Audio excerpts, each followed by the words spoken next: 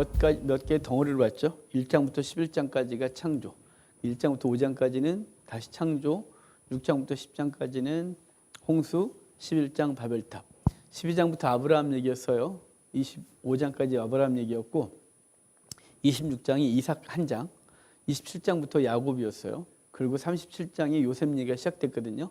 요셉 얘기도 사실은 야곱의 조건이 이러하니라라고 시작해서 야곱의 조건 속에 있는 요셉 얘기인 거예요. 그러니까 야곱이 이스라엘이잖아요. 이스라엘이 애굽에 가서 애굽에서 노예 생활하다가 나오는 얘기를 하는 게 37장부터인 거예요. 흐름이. 그래서 야곱의 조건이 이러하니라로 시작한 게 요셉 얘기인 거죠. 요셉이 등장해서 이집트까지 가고 이집트에서 그 백성들 다 이끌어오고 거기서 살아가는 얘기하고 출애굽기 1장에 나오는, 그래서 출애굽기 1장이 엔드로 시작한다고, 그리고라고 시작했다 그랬죠. 자, 43장까지 그러면 야곱의 족보는 이러하니라 보면 37장에 야곱의 족보는 이러하니라 해놓고 요셉이 17살에 그래서 노예로 끌려가고, 38장은 노예로 끌려온 요셉 얘기를 잠깐 놔두고 유다 땅으로 가서 유다와 다말 얘기를 해주고, 39장으로 다시 이제 요셉 얘기로 와서 3구 형통 그랬어요. 그래서 노예로 끌려갔을 때 하나님 함께 하셔서 형통하고, 누명쓰고 감옥에 갔는데 하나님 형통하고, 그 다음에 40장이 이제 꿈, 그래서 술 맡은 관원장, 떡 맡은 관원장의 꿈을 해석해주고, 41장이 바로의 꿈 얘기가 있었어요. 만 2년 후에 그랬어요. 그리고 이제 42장이 이제 7년 풍년, 7년 기근이 시작되는 초에 그 형제들이 그 음식을 구하러 애굽에 왔다가 돌아간 얘기. 저기 이제 시므온만 감옥에 가둬두고 베냐민을 데려오라 그래서 집에 가서 쌀자루에 곡식자루에 있었던 금을 자기들 돈 보면서 놀라는 얘기가 42장이에요. 43장은 이제 다시 기근이 계속되면서 더 이상 버틸 수 없어서 베냐민을 데려올 수밖에 없는 상황이 43장 얘기인 거예요. 이제 43장부터 형제들이 다시 오게 되거든요. 그런데 이제 사실은 형들도 오고 싶었지만 올 수가 없었던 건 베냐민을 아버지가 내주지 않으니까요. 그러니까 베냐민 그 야곱 입장에선 요셉도 죽었는데 베냐민도 형제들하고 나가면 어떻게 될지 모른다는 불안함이 있는 거예요. 그러니까 심증은 있는데 물증 없는 거 있잖아요. 야곱 입장에서. 그래서 불안한 거죠. 그런데 베냐민을 데려가지 않으면 안 된다는 이것 때문에 막 논쟁을 해요. 그럴 때 등장하는 사람이 유다인 거예요. 자, 유다 얘기를 한번 볼까요? 자, 8절에 8절 봐요. 8절 9절 봅시다. 유다가 그의 아버지 이스라엘에게 이르되 저 아이를 나와 함께 보내시면 우리가 곧 가리니 그러면 우리와 아버지와 우리 어린 아이들이 다 살고 죽지 아니하리이다. 내가 그를 위하여 담보가 되어리니 아버지께서 내 손에서 그를 찾으셔서 내가 만일 그를 아버지께 데려다가 아버지 앞에 두지 아니하면 내가 영원히 죄를 지리이다. 자, 지금 여기 유다가 자기를 담보로 주겠다 그래요. 그런데 이제 유다는 후에 자기 자녀들까지도 맡기게 되는데요. 그러니까 유다가 뭐라 그래요? 담보. 나중에 이제 유다는 후에 유다가 자기를 드러내면서 중보자가 돼요. 아버지 요셉하고 그 다음에 그 나머지 형제들 사이에 화해를 일으키는 사람이 유다가 되거든요. 그러니까 유다는 누구의 또 그림자냐면 그리스도의 그림자가 되는 거예요. 유다가 나를 담보로 맡기겠다 그러고, 그리고 결국은 자기 자녀들을 담보로 맡기면서 아버지를 설득하거든요. 담보로 맡겨요. 우리 오전 예배 때도 에베소서 1장 얘기했죠. 우리 에베소서 1장을 볼까요, 그럼? 제가 오전엔 이 시간이 막 정신없이 지나가요. 이것저것 찾을 겨를도 없어요. 그래서 성경을 찾다 보면 너무 많이 시간을 소모해서 못했는데, 오늘 설교는 또 녹음도 안 됐어요. 오늘 그래서 남아있지도 않아요. 오늘 오전 설교는 괜찮았는데. 에베소서 1장이 3단락으로 되어 있다 그랬죠. 1절부터 2절까지가 인사말 한 단락, 3절부터 16절까지가 한 단락이에요. 이게 마침표가 하나 있는 거예요. 그 다음에 15절부터 23절까지가 한 문장. 그러니까 문장 하나 쫙 엄청나게 긴, 신구약에서 제일 긴 문장이 두 번째 3절부터 15절까지 문장인데요. 거기 성부, 성자, 성령의 역사가 등장해요. 그래서 우리 보면 4절에 창세전에 그리스도 안에서 우리를 택하사, 그러죠? 하나님이 성부의 사역이에요. 택하시고, 또 5절에 그 기쁘신 때대로 우리를 예정하사, 그죠? 성부의 택하심과 예정이 나와요. 그 다음에 7절 성자 예수님 얘기해 볼까요?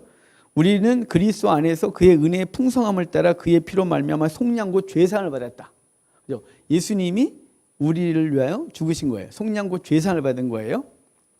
자, 그 다음에 13절 그 안에서 너희도 진리의 말씀 곧 너희 구원의 복음을 듣고 그 안에서 또한 믿어 약속의 성령의 인치심을 받았다.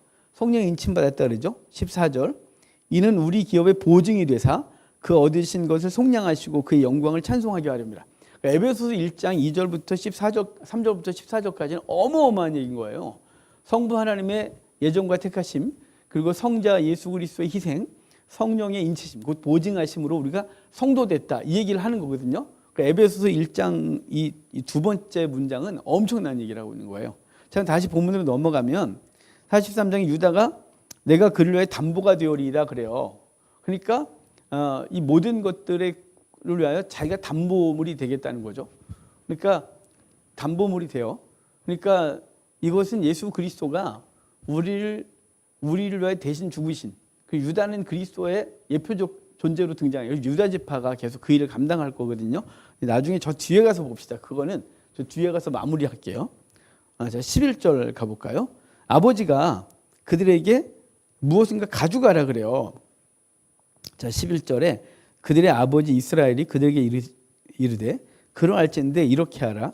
너희는 이 땅에 아름다운 소산을 그릇에 담아가지고 내려가서 그 사람들에게 예물로 드릴지니 곧 유향 조금과 꿀 조금과 향품과 모략과 유향나무 열매와 감복숭아라 그래요. 자, 지금 예물을 가지고 가라 그러거든요. 누구한테요? 요셉에게. 사실 요셉인지 모르죠.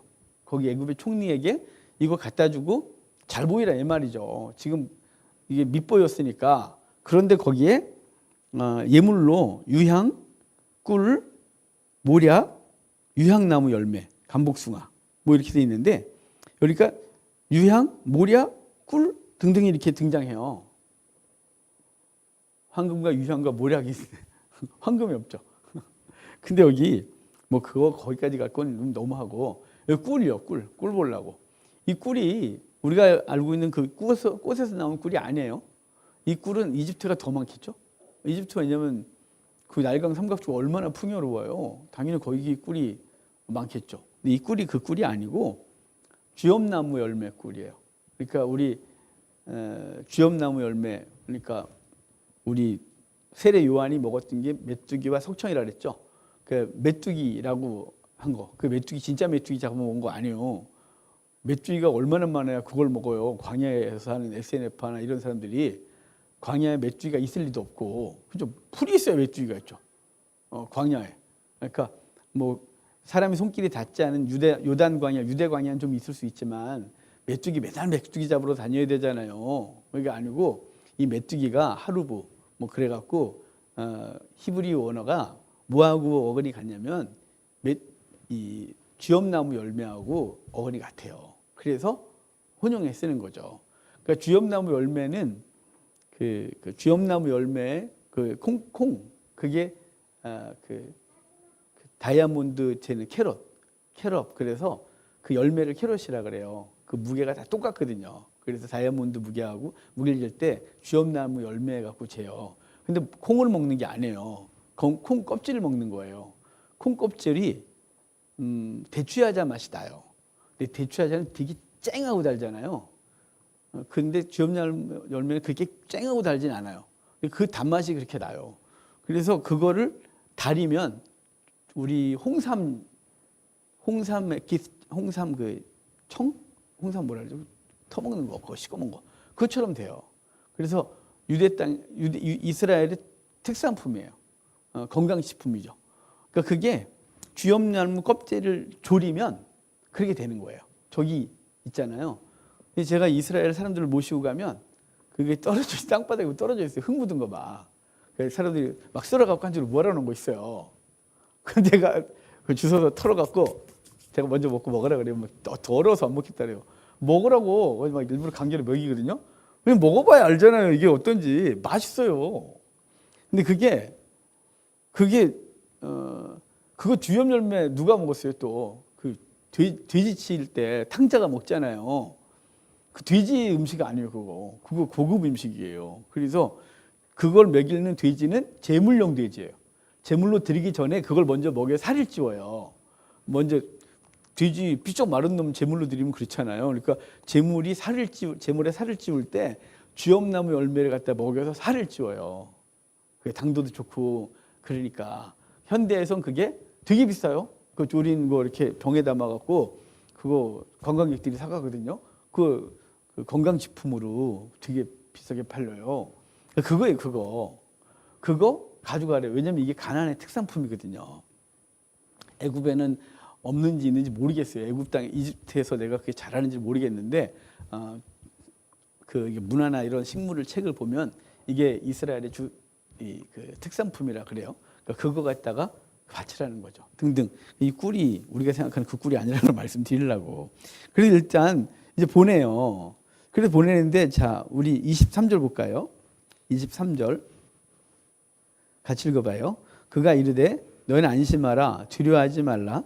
너희 하나님 너희 아버지 하나님이 재물을 너희 자루에 넣어 너희에게 주신 것이라. 너희 돈은 내가 이미 받았느니라 하고 시므온을 그들에게로 끌어내고. 자, 지금 두려움으로 갔는데 그 요셉이 그 시므온을 끄집어내고 이제 자수한 거죠. 돈도. 그러니까 걱정하지 마라. 하나님 줬다라고 하고 26절 같이 읽어봐요. 요셉이 집으로 오매 그들이 집으로 들어가서 예물을 그에게 드리고 땅에 엎드려 절하니. 자, 지금 요셉의 꿈 첫 번째 꿈이 완전히 이루어진 거예요. 첫 번째 37장에서 요셉의 첫 번째 꿈이 11곡 식단이 자기 곡 식당에 절하는 꿈이었잖아요. 지금 여기 11명이 다 모여서 요셉에게 절하는 거예요. 자, 그럼 왜 곡식다니까요? 자, 사람이요, 우리가 이룬 것에 대한 열매, 그죠? 삶에서 그가 이룬 것들을 곡식단으로 표현하고 있는 거예요. 요셉이 비록 노예로 끌려갔지만 그가 이룬 건 애굽의 총리라는 열매예요. 곡식이죠. 그리고 그 곡식을 나눠주는 자가 됐고요.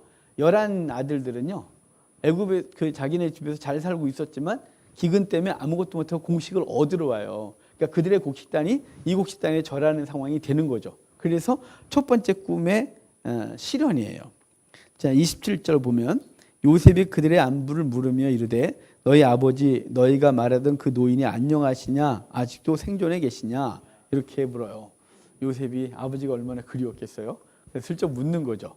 그들은 이제 안전하다 괜찮다 그리고 이제 요셉이 베냐민을 보고 베냐민을 이제 보고 나서 30절 같이 볼까요? 요셉이 아우를 사랑하는 마음이 복받쳐 급히 울 곳을 찾아 안방으로 들어가서 울고 그래요. 자, 그들 앞에서 얘기를 하다가 요셉을 베냐민을 보고 자기 동생 그렇게 그리워하던 동생을 봤잖아요. 지금 한 몇 살인가요? 17에 끌려와서 30살, 37살, 39살. 그러니까 17살에 끌려와서 39살 정도 됐으니까 22년 정도 됐네요. 그죠? 22년 정도 맞죠? 그죠? 22년 숫자가 계산이 안 돼서 약 22년 만에 동생 본 거죠. 거기다가 처음 그 형제들이 왔을 때 베냐민이 안 보이는 것 때문에 베냐민의 생사도 걱정됐었는데 베냐민이 안전한 걸 봤고 그걸 보고 요셉은 가서 엉엉 우는 거죠. 그 요셉이 베냐민을 만난 것으로 울어요. 자, 그 다음에 33절, 34절 같이 봅시다. 그들이 요셉 앞에 앉되 그들의 나이에 따라 앉히게 되니 그들이 서로 이상히 여겼더라. 요셉이 자기 음식을 그들에게 주되 베냐민에게는 다른 사람들보다 5배나 주매 그들이 마시고 요셉과 함께 즐거워하더라. 얼마나 이상해요.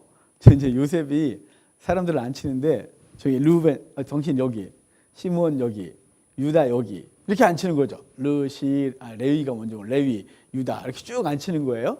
그리고 딱 순서대로 앉힌 다음에 그 다음에 베냐민은 5배를 줬대요. 배 터져 죽을 일 있어요. 5배 주고 자기 것도 거기다 또 주고 막 이러고 있는 거죠.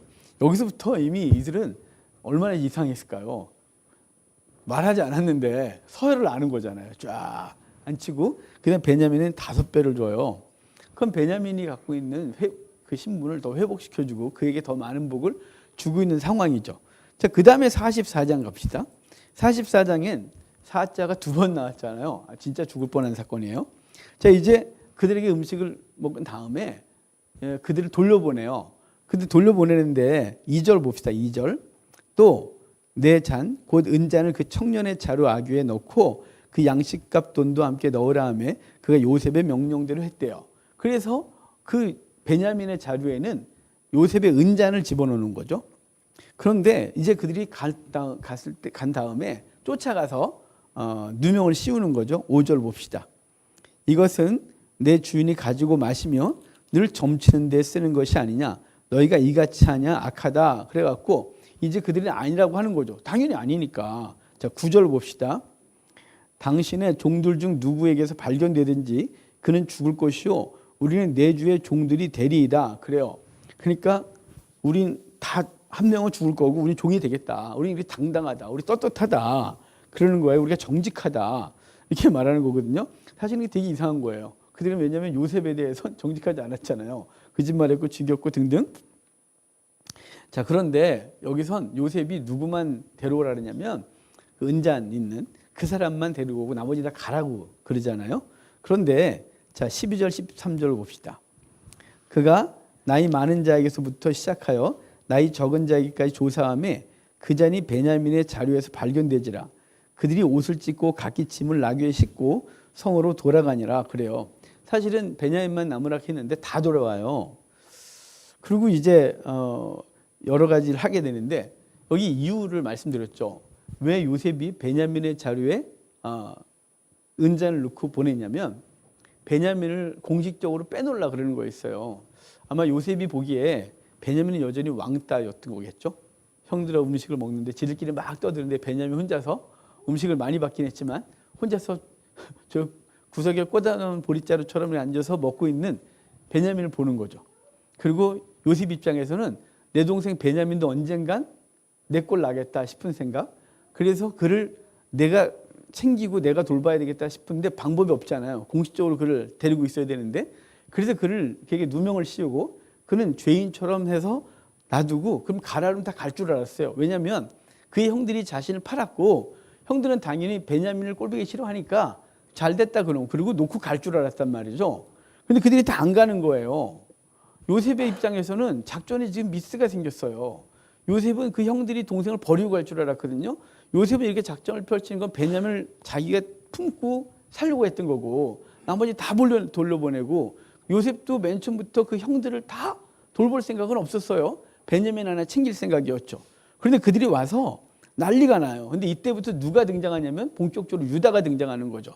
아버지한테 뭐라 그랬어요? 내가 담보가 되리이다 라고 책임지고 하겠다고 왔고 그 유다는 끝까지 책임을 지는데 자, 유다 16절부터 볼까요? 그 앞에 유다부터 계속 얘기를 하는데 유다 얘기 본격적인 말을 들어볼까요? 유다가 말하되 우리가 내 주께 무슨 말을 하오리이까? 무슨 설명을 하오리이까? 우리가 어떻게 우리의 정직함을 나타내리이까?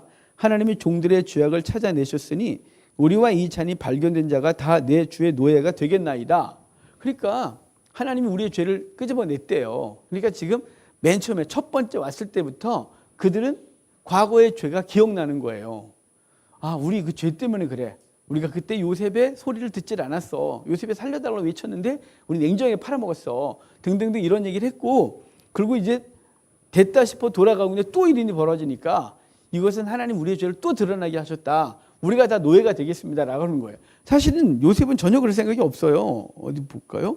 요셉은 자 17절에 요셉이 이르되 내가 결코 그리하지 아니하리라. 잔이 그 손에서 발견된 자만 내 종이 되고 너희는 평안히 아버지 집에 가라 라고 그래요. 베냐민만 놔두고 싶은 거예요. 베냐민이 자기 꼴이 안 되도록 왕따 당하고 있으니까 안 되겠다 싶은 거죠. 자 18절 유다가 또 말해요. 같이 읽어요. 유다가 그에게 가까이 가서 이르되 내 주여 원하건대 당신의 종에게 내 주의 귀에 한 말씀을 아뢰게 하소서. 주의 종에게 노하지 마소서. 주는 바로와 같으심이니이다 라고 하고 자 22절 같이 읽읍시다. 우리가 내 주께 말씀드리기를 그 아이는 그의 아버지를 떠나지 못할지니 떠나면 그의 아버지가 죽겠나이다. 자, 그 다음에 자, 32절 봅시다.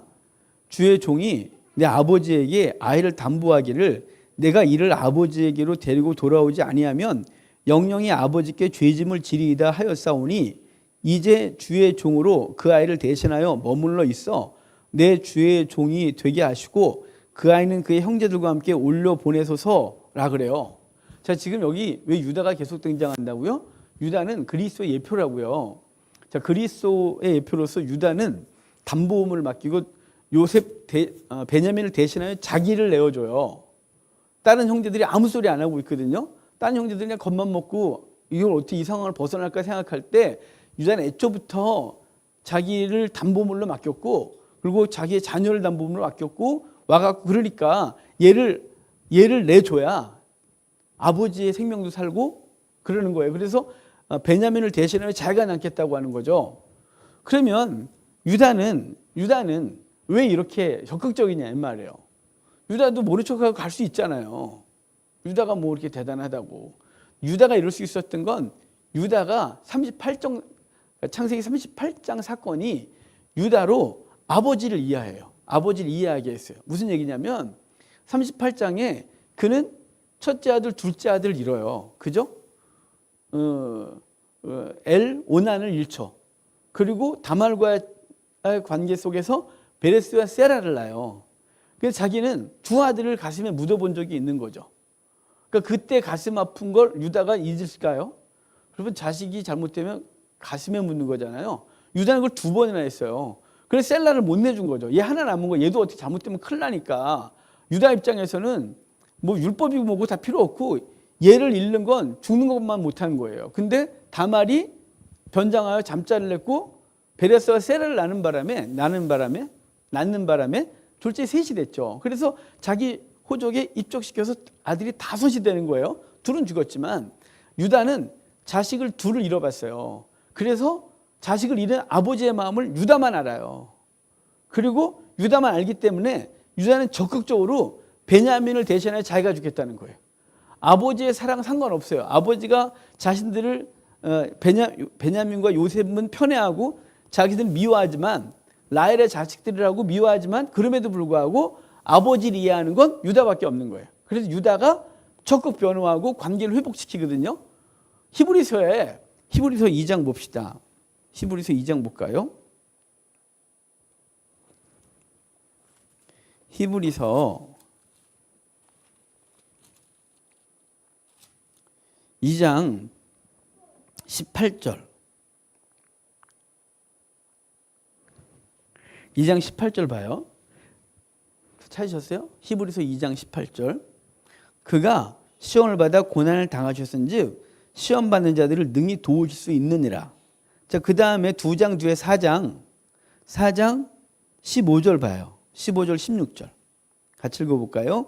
우리에게 있는 대제사장은 우리의 연약함을 동정하지 못하시리가 아니요 모든 일에 우리와 똑같이 시험을 받으신 이로되 죄는 없으시니라. 그러므로 우리는 긍휼하심을 받고 때를 따라 돕는 은혜를 얻기 위하여 은혜의 보좌 앞에 담대히 나아갈 것이니라. 자, 그러니까 그분은 우리를 동정하지 못하실 분이 아니라는 거예요. 고난을 받으셨고 그 다음에 15절에 동정하지 못하는 분이 아닌데 왜냐하면 똑같은 시험을 당하셨고 그러니까 그 때를 따라 긍휼하심을 입고 그분 앞에 보좌 앞에 나가자 이렇게 히브리서 저자가 말하거든요. 그러니까 오늘 유다는 그리스도의 예표로서 그는 모든 걸 체휼한 존재인 거예요. 특별히 아버지의 마음을. 그래서 유다는 적극적으로 변하고 있는 거죠. 그래서 유다가 베냐민을 대신하여 죽겠다고 하는 거죠. 그것 때문에 요셉의 변화가 일어나요. 45장이 요셉의 변화인 거죠. 그러니까 42장에 첫 번째 왔고 43장에 두 번째 왔고 44장에 유다의 변호가 있고 45장에 요셉과 나머지 형제들의 화해가 벌어지는 거예요. 자 3절 봅시다. 3절 같이 읽어봐요. 요셉이 그 형들에게 이르되 나는 요셉이라 내 아버지께서 아직 살아계시니까 형들이 그 앞에서 놀라서 대답하지 못하니라. 자, 요셉이 왜 자기를 밝혀요? 요셉은 자기 밝힐 생각이 전혀 없었어요. 그냥 베냐민 하나 챙겨놓고 자기 곁에 두고 살고 싶었던 거죠. 베냐민이 또 왕따 당하고 내가 거기 가서 베냐민 내 동생이 어떤 꼴을 당하지 모르니까 내가 베냐민 내가 챙겨야 되겠다 싶어서 작전을 폈는데 유다가 자기 죽이라고 난리 나니까 얘 살려라 나 죽이고 막 이러니까 그럼 생각해봐요. 내 동생 때문에 죽겠다는 형이 있는 거예요. 얘 살려라 나 죽여 날 죽여 이러는 거죠. 요셉이 뭐 저런 형이 될지 그래서 요셉이 엉엉 우는 거예요. 그리고 나 요셉이의 형들 이렇게 밝히는 거예요. 자, 그러니까 유다의 중보가 지금 그 요셉과 그리고 그 백성들 사이에 관계를 회복하는 거죠. 그 죄 살. 그러니까 예수 그리스도의 중보가 하나님과 우리 사이의 관계를 회복하는 거예요. 왜냐하면 그리스도가 채울하셨고 우리의 모든 것을 다 아시는 분이라서 하나님 앞에 우리를 변호하는 거죠. 그래서 회복하는 거예요. 그러니까 이 유다가 오늘 본문의 이 사건에서는 유다가 그리스도에 대한 그 화목제물의 중요한 예표로서 등장해서 하고 그래서 요셉이 자기를 밝혀 그 적극적으로 그 백성에게 나오는 거죠. 그 형제들에게 마치 하나님이 이스라엘 우리 모두에게 나오시는 것처럼. 누구의 중보 때문에요? 그리스도의 적극적인 중보 때문에. 그래서 5절을 보면 당신이 나를 이곳에 팔았다고 해서 근심하지 마소서 한탄하지 마소서 하나님의 생명을 구원하시러 나를 당신보다 먼저 보내셨나이다. 그러니까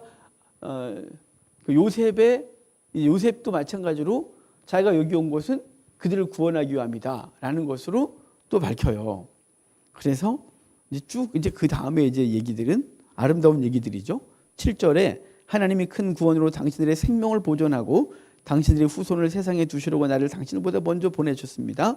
그러니 나를 이리로 보낸 이는 당신들이 아니요 하나님이시라. 하나님이 나를 바로에게 아버지로 삼으시고 그 온 집의 주로 삼으시며 애굽 온 땅의 통치자로 삼으셨나이다. 그러니까 그리스도가 이 땅에 오셔서 우리를 구원하시고 그분이 통치자와 심판자로 서 계심을 분명히 하는 거예요. 그리스도가 오심의 목적은 우리를 구원하심인 거죠.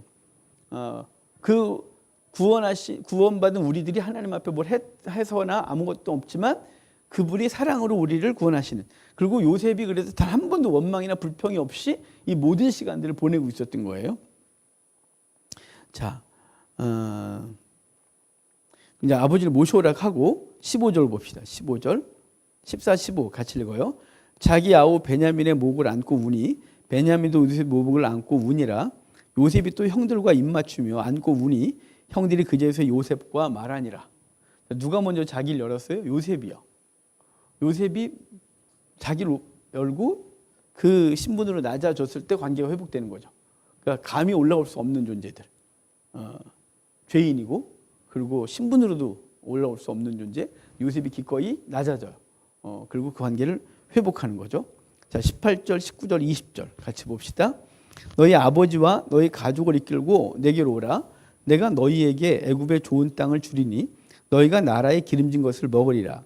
이제 명령을 받았으니 이렇게 하라. 너희는 애굽 땅에서 수레를 가져다가 너희 자녀와 아내를 태우고 너희 아버지를 모셔오라. 또 너희의 기구를 아끼지 말라. 온 애굽 땅에 좋은 것이 너희의 것이다 라고 하고 예물을 주어 보내요. 자, 그래놓고 이제 46장으로 가볼까요? 46장 이제 야곱이 애굽으로 내려가는 과정이에요. 근데 야곱이 절대 가려고 안 해요.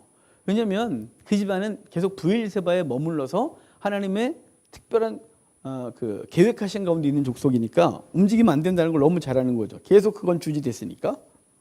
그곳을 떠날 때마다 또는 그곳에 도착하지 않을 때마다 재앙이 있었고 그들의 하나님의 징계가 있었으니까 안 떠나요. 근데 하나님께서 야곱에게 특별히 말씀하셔서 이제 가게 하거든요. 그래서 2절에 보면 이상 중에 야곱에게 나타나세요.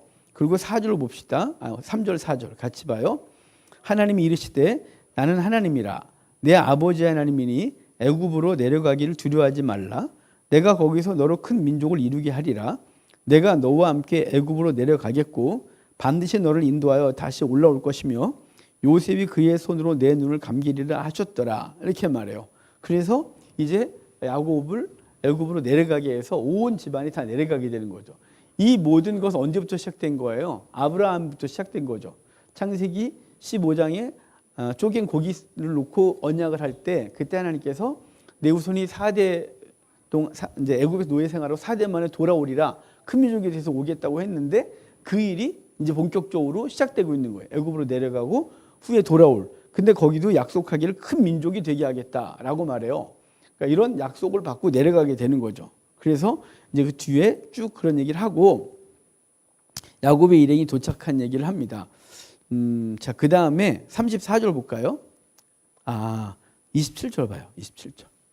27절에 같이 읽어볼까요? 애굽에서 요셉이 낳은 아들은 2명이니 야곱의 집 사람으로 애굽에 이른 자가 모두 70명이었다. 그래서 이제 요셉의 두 아들 에브라임과 므낫세까지 합쳐서 70명의 후손이 애굽에 도착했다고 얘기를 하고 있는 거예요. 70명.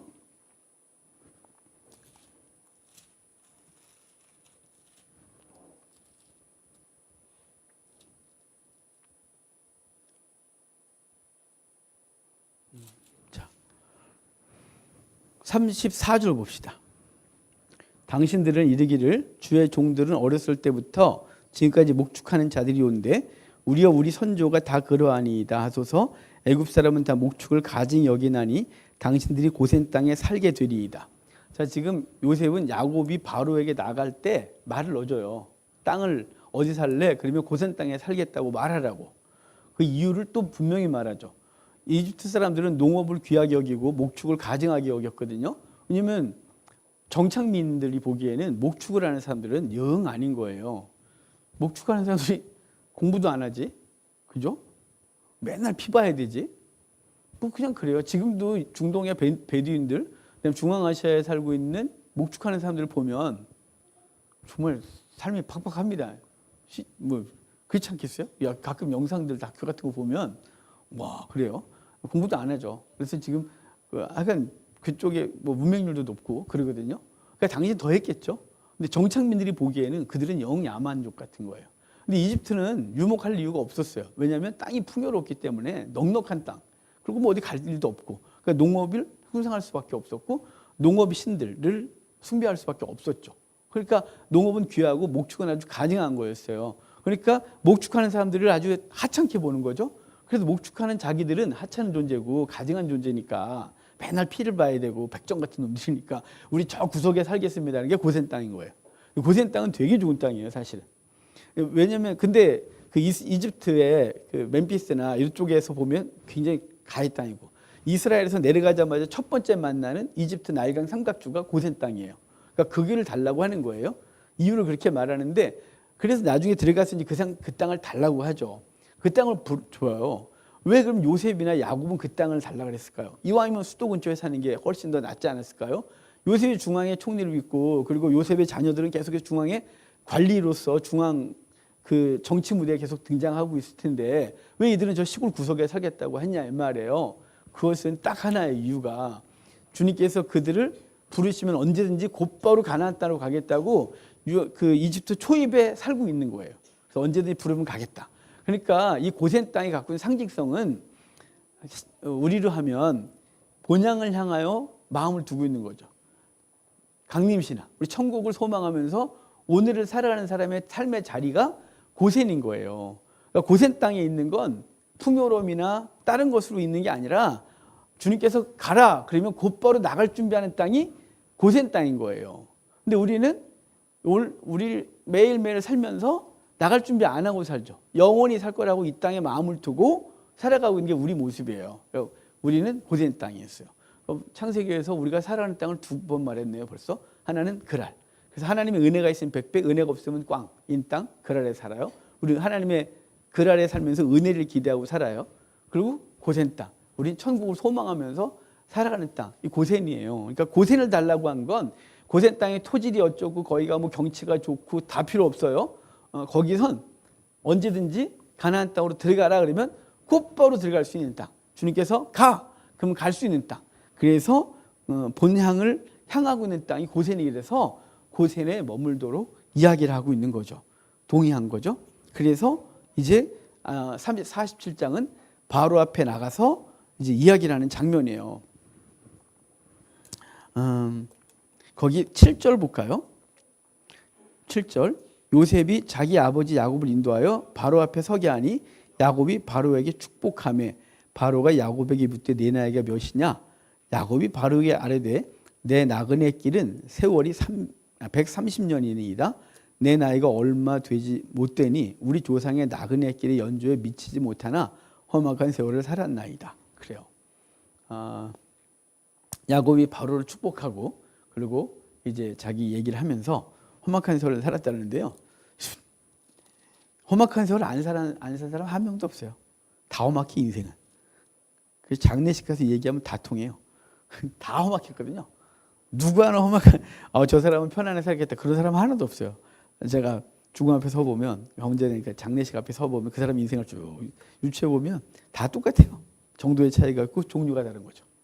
어찌 됐거나 쭈루루 그렇게 얘기를 하고 자 19절 볼까요? 19절 20절 점핑 합시다. 오늘 그냥 웬만하면 50절까지 다 맞출 생각이에요. 우리가 어찌 우리의 토지와 함께 주의 목전에 죽으리이까 우리 몸과 우리 토지를 먹을 것을 주고 사소서 우리가 토지와 함께 우리에게 종자를 주시면 우리가 살고 죽지 아니하며 토지도 황폐하게 되지 아니하리이다. 제가 지금 점핑해 버렸네요. 하여간 그들이 거기 정착해 살고 11절 요걸 보고 넘어왔어야 되는데 죄송해요. 47장 11절 같이 읽어볼까요?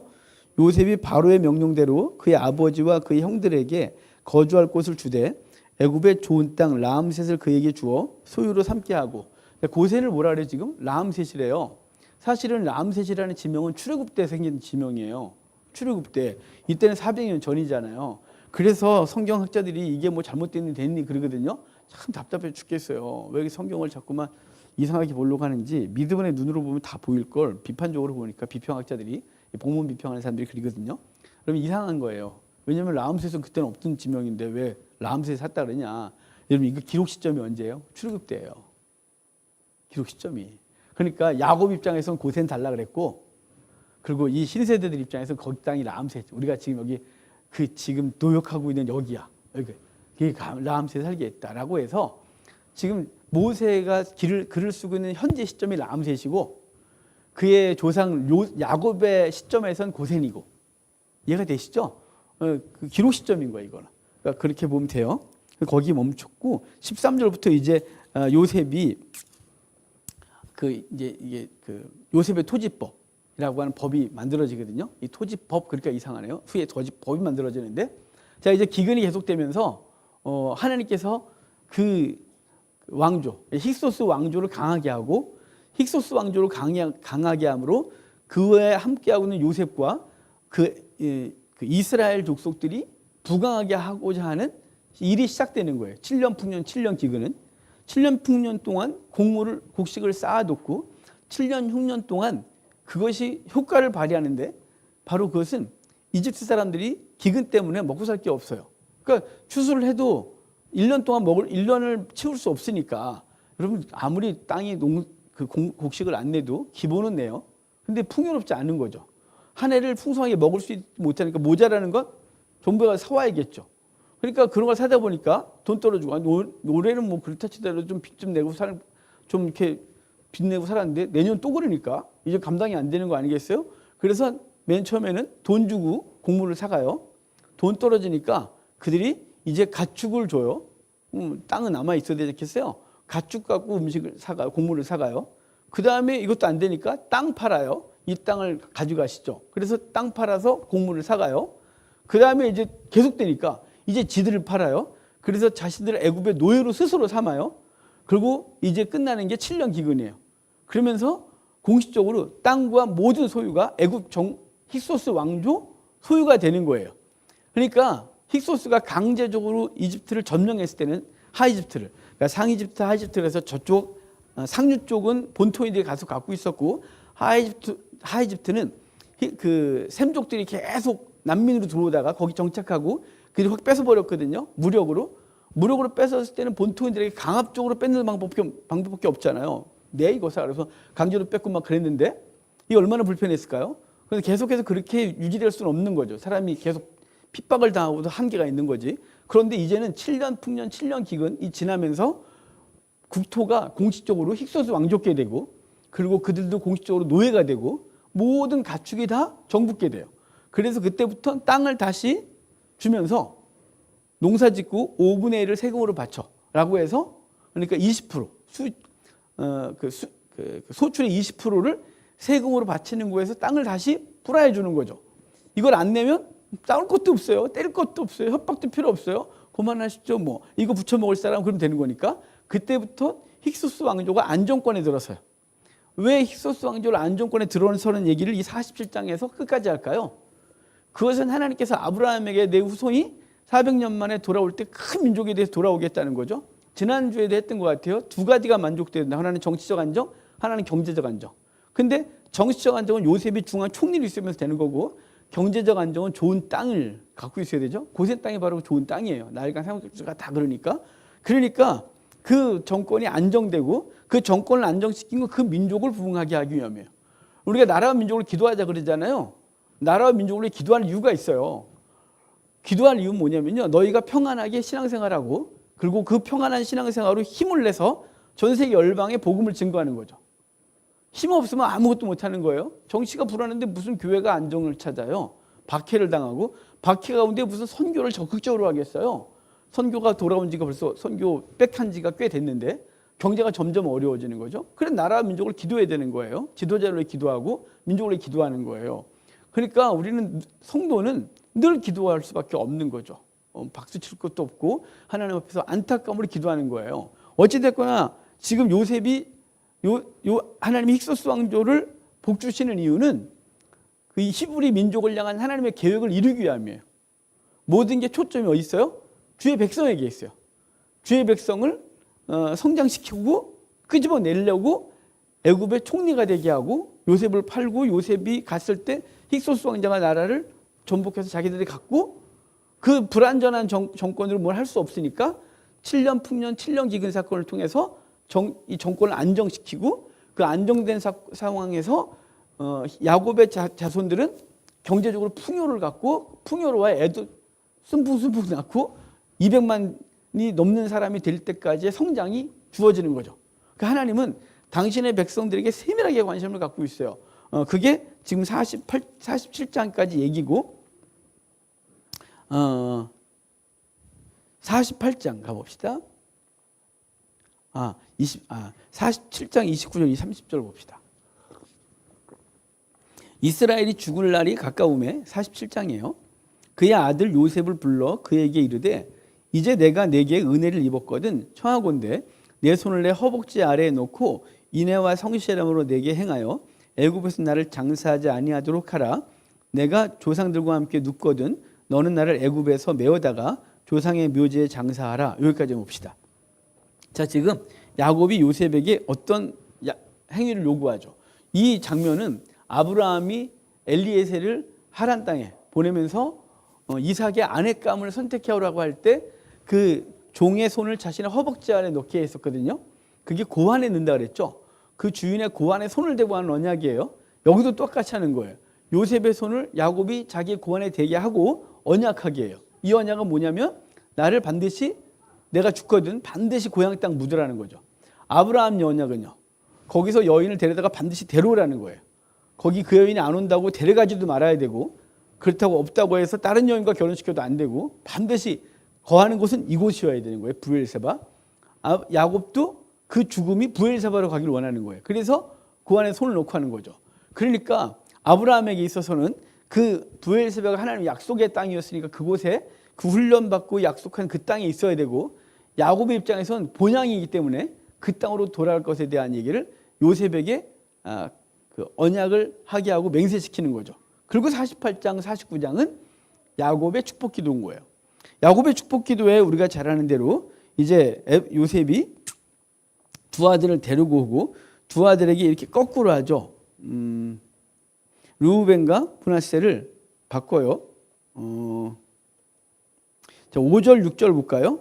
4절부터 봐야 돼요. 죄송해요. 4절. 내게 이르시되 내가 너로 생육하고 번성하게 하여 내게서 많은 백성이 나게 하고 내가 이 땅을 내 후손에게 주어 영원한 소유가 되게 하리라 그래요. 자, 지금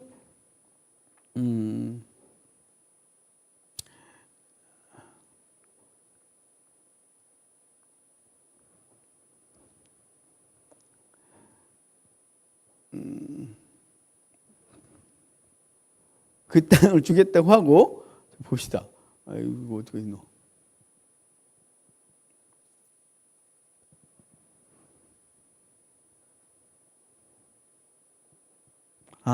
저기 3절 봤어야 되는데 3절 안 보고 가서.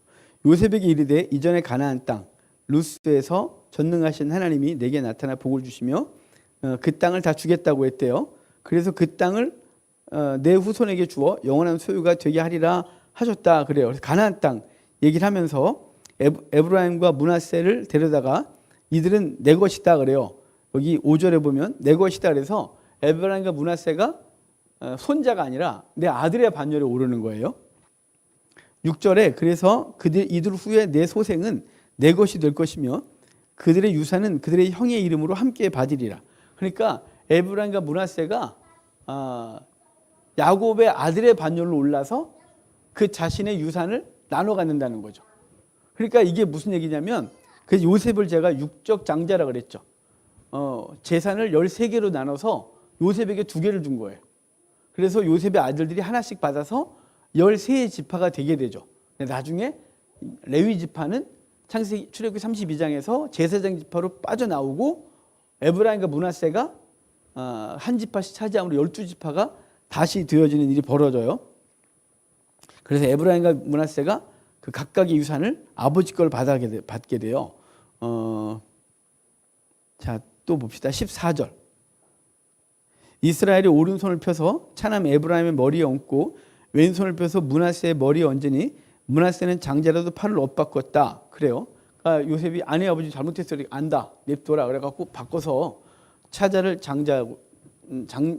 장자가 되는 일이 벌어져요. 그래서 원래 므낫세 에브라임인데 에브라임 므낫세가 되죠. 그러면 우리 창세기에서 다 바꾼다 그랬죠. 창세기에선 장자 차자가 다 바뀌어요. 하나도 제대로 가본 적이 하나도 없어요. 우리 첫 번째 인류 아담과 하와에서 가인과 아벨에서도 가인이 버림받고 아벨이 서요. 그죠? 그 다음에 아브라함에서도 이스마엘과 이삭에서 이스마엘이 버림받고 이삭이 서요. 이삭에서도 에서와 야곱인데 에서가 버림받고 야곱이 서요. 자, 그 야곱도 그 두 안에 레아와 라헬인데 라헬은 버림받고 레아가 버림받고 라헬이 서요. 그리고 유다에게서 베레스와 세라와 베라스인데 이렇게 얘가 먼저 튀어나오는 바람에 베레스와 세라가 돼요. 그리고 지금 오늘 본문에서도 지금 이 에브라임과 므낫세가 에브라임과 므낫세 돼요. 하나같이 다 장자와 차자가 바뀌어요. 이것은 갈라디아서 4장이 해결해 준다 그랬죠. 오늘 이거 다 해야 되는데 어떡하지? 갈라디아서 4장 봅시다. 갈라디아서 4장.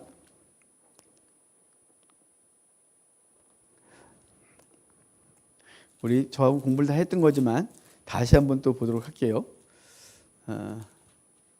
세뇌시키는 마음으로. 갈라디아서 4장.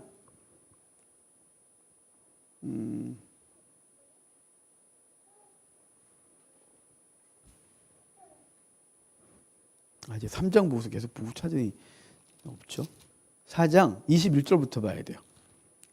4장 21절부터 보면 여기 첫째 이제 아브라함에게 두 아들이 있었죠.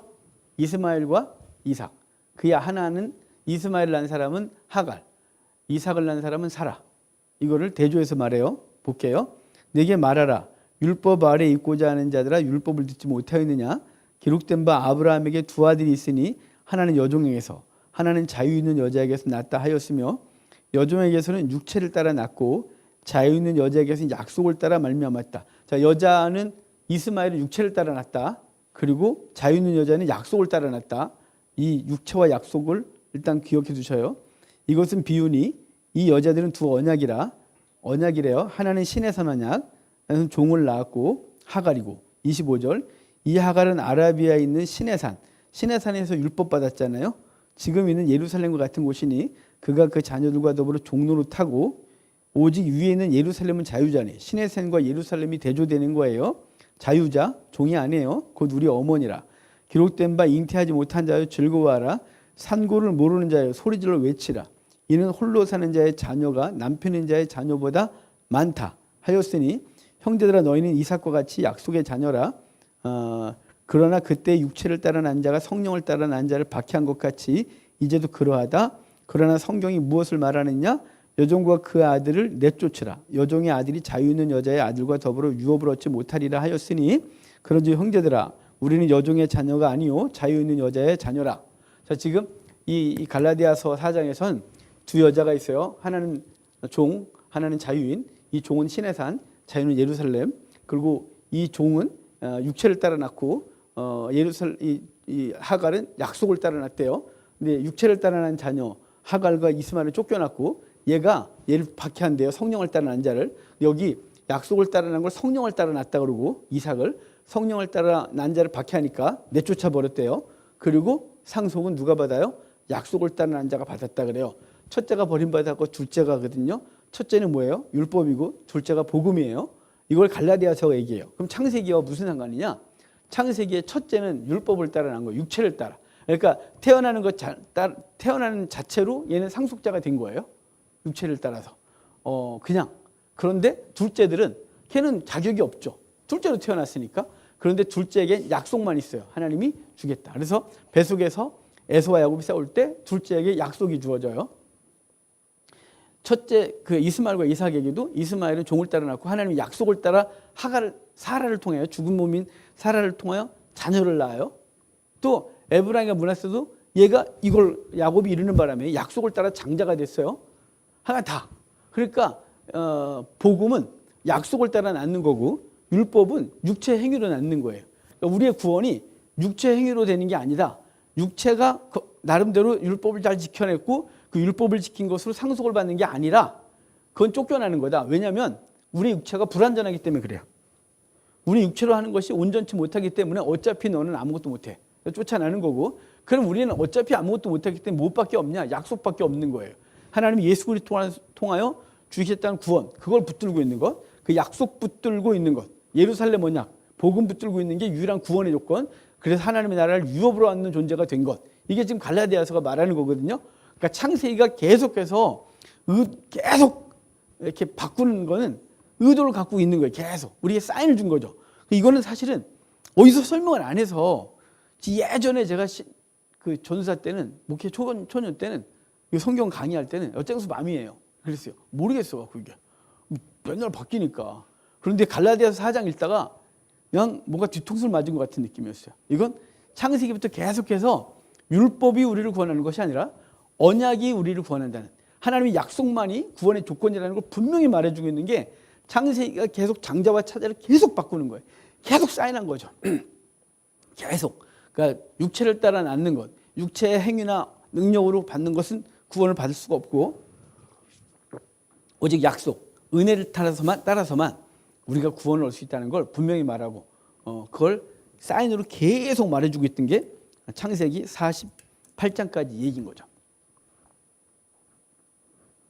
자, 그 다음에 22절, 48장 22절 같이 봐요. 내가 내게 내 형제보다 세겜 땅을 더 주었나니 이는 내가 내 칼과 활로 아모리 족속의 손에서 빼앗은 것이다. 세겜을 에브라임에게 줘요. 그래서 나중에 에브라임 지파가 들어와서 세겜성을 차지하고 여호수아가 거기에 요셉의 뼈를 묻게 되는 거죠. 요셉의 뼈를.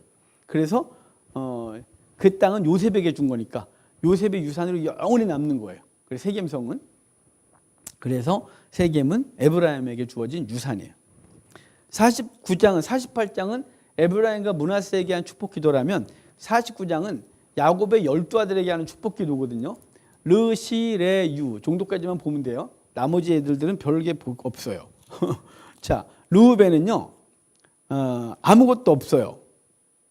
얘는 4절 보면 물의 끓음 같았은즉 너는 탁월하지 못하리. 물의 끓음 같다 이 말은 그 르우벤이 그 라헬이 죽고 난 이후에 라헬의 몸종 비라를 더럽히죠. 비라를 더럽힌 이유가 아버지 야곱이 자기 엄마 레아에게 갔으면 좋겠는데 자꾸 엄마한테는 안 가고 비라한테 가니까 라헬에게 갔던 아버지가 비라한테 가면 비라를 범해버려서 더럽혀요. 아버지가 거기 못 가게. 그래서 야곱은 르우벤을 끓는 물 같다. 탁월하지 못한다. 그래서 걔는 탁월한 게 없는. 그래서 르우벤 지파에서는 첫째죠. 르우벤 지파에서는 지도자가 단 한 명도 안 나와요. 사사도 선자도 아무것도 안 나와요. 왕도 뭐 없어요. 아무것도. 르우벤은 그냥 끝나요. 자, 그 다음에 5절.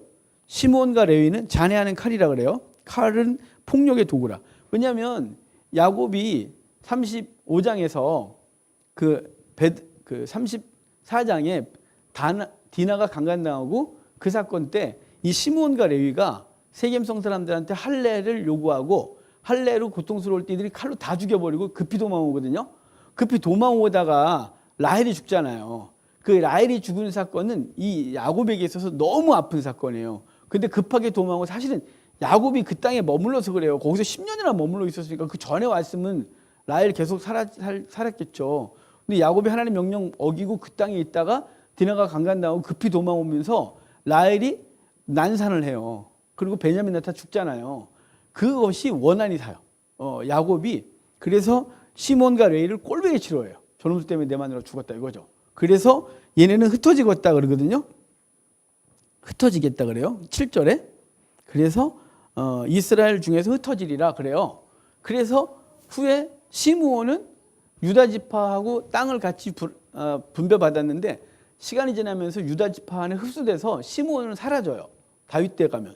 그리고 레위는 출애굽기 32장에서 제사장 되면서 이스라엘 48개 성읍으로 흩어져 살아요. 그러니까 이 예언대로 되는 거죠. 그들은 모이면 칼질할 거니까, 모이면 싸움질하니까 너네 모이지 마. 아예 흩어져 라고 하는 거예요. 자, 그 다음에 8절 유다죠. 유다 지파의 예언이 제일 많아요. 그래서 12절까지가 유다인데요. 거의 유다 지파 축복하면서 찬송이 된다 그러죠.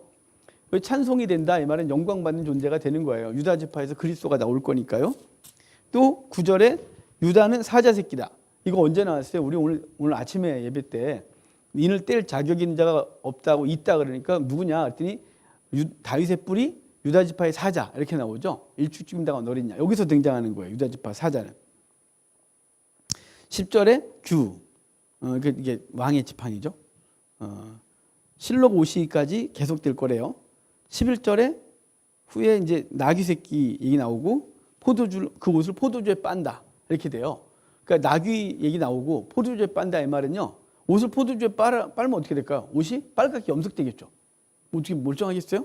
이 말은 오바댜서에선 바로 에돔 지파를 짓밟아서 피가 튀는 것으로 요한계시록에서는 요한계시록 14장에 두 개의 추수가 나오거든요. 하나는 곡물을 추수하여 창고에 드리는 거예요. 성도를.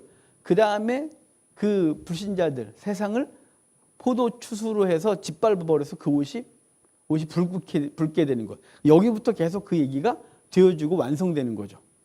유다 지파 얘기예요. 그리고 나머지는 이제 쭉 넘어갑시다. 별거 없으니까. 자, 50장. 50장에 이제 둘이 다 죽어요. 야곱도 죽고 요셉도 죽고. 근데 야곱이 죽었을 때 야곱을 70일 장례를 치르거든요. 이거 바로의 장례 일정이에요. 그러니까 야곱의 죽음은 바로의 장례처럼 치르는 거죠. 이게 미라 만들고 막 이런 여러 가지를 하면서. 그리고 브엘세바 가서 장례를 치르게 되는데요. 이 브엘세바래. 헤브론이 묘가 있죠. 헤브론 가서 장례를 치르는데 이것의 상징성은 뭐라고요? 우리의 본향은 헤브론이야. 이걸 선포하는 거라고. 우리의 고향은 헤브론이야. 이걸 선포하는 게 야곱의 장례예요. 그러니까 두 개의 장례가 다 그쪽으로 가요. 그래서 헤브론의 장례를 치르고 나서 거기 말씀이 죽는 의미는 그 모든 애굽의 고관들도 다 가서 그걸 보는데 우리는 여기가 고향이야. 우리 여기가 본향이야. 여기 올 거야. 라고 선언하는 거죠. 그리고 이제 중간에 뭐 죽은 다음에 뭐 등등등 그랬는데 좀 빼고 요셉이 죽죠. 요셉이 죽을 때는 요셉도 바로처럼 장례 치를 수 있고 헤브론에서 묻을 수 있지만 요셉은 거기에 묻혀요. 그리고 요셉이 하는 말이죠. 24절 볼까요? 요셉이 그의 형제들에게 이르되 나는 죽을 것이나 하나님이 당신들을 돌보시고 당신들이 이 땅에서 인도하여 내사 아브라함과 이삭과 야곱에게 맹세하신 땅에 이르게 하시리라 하고 요셉이 또 이스라엘 자손에게 맹세시켜 이르기를 하나님이 반드시 당신들을 돌보시리니 당신은 여기서 내 해골을 메고 올라가겠다 하라 하였다 그래요. 자, 그러니까 요셉은 그곳에 묻히고 하나님이 우리를 이끌어 내갈 테니까 그때 내 뼈 가져가라 라는 약속을 해요. 이렇게 맹세를 시켜요. 그러니까 야곱의 장례는 우리의 본향은 헤브론이다 라는 걸 선언하는 얘기고 요셉의 장래는 하나님이 반드시 우리를 이끌 것이니까 기다려라 라는 얘기를 해주고 있는 거예요. 그러니까 야곱의 장래와 요셉의 장래를 다 우리에게 적용하면 우리는 하늘이 본향이고 그 본향을 예수께서 우리를 다시 오셔서 우리를 그 본향으로 이끄실 것을 기다리라고 하는 거죠. 그러니까 우리가 이 땅에서 두 가지를 갖고 살아야 돼. 하나는 내 본향은 하늘이다. 그리고 그리스도가 나를 그 땅으로 인도하여 드릴 거다. 그분이 나를 영접하실 거다. 그러니까 내 개인적으로 가든 그분이 영광 가운데 우리를 위하여 오시든 그래서 반드시 우리를 끄집어낼 거니까 그 땅을 소망하고 살아라 라고 하는 것이 이 50장 야곱의 장래와 요셉의 장래가 말해주고 있는 거예요. 창세기 이 긴 얘기를 우리가 오늘 마쳤어요.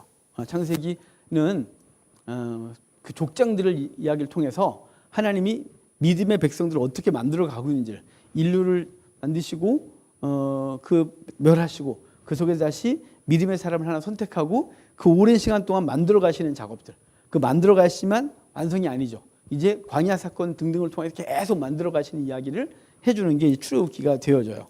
다음 주에 출애굽기 보도록 하겠습니다.